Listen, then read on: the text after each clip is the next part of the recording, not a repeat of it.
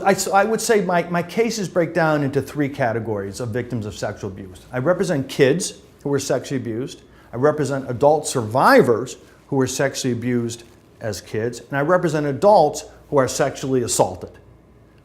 So the adults that were sexually assaulted come from all different areas of life. What we find is that right now there's really an epidemic of sexual assaults on campus.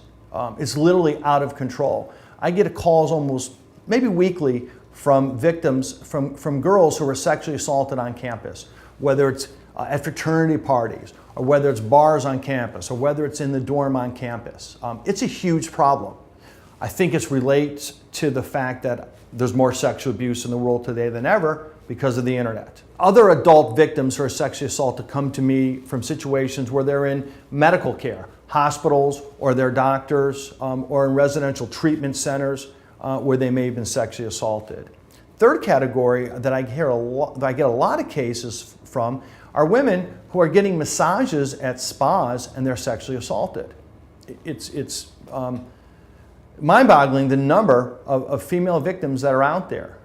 And it's very complicated for these victims because what happens in many instances for women who are sexually assaulted in these situations is when they're being assaulted, they go into the freeze response. It's actually called toxic immobility. It's something that happens in the brain. It's almost like playing dead while they're being sexually assaulted. And so for a lot of these women, they feel guilty. They feel ashamed that they didn't scream, they didn't fight, they didn't run. And it just complicates their damages. It makes it more difficult. And it makes them harder for them to come forward and tell their story. One of the things I think that I do bring to the table is I understand what happens. And I've heard it all, and I know what goes on with victims, and I can understand that. And so I think they feel comfortable in telling me their story because I believe them and I understand what happened.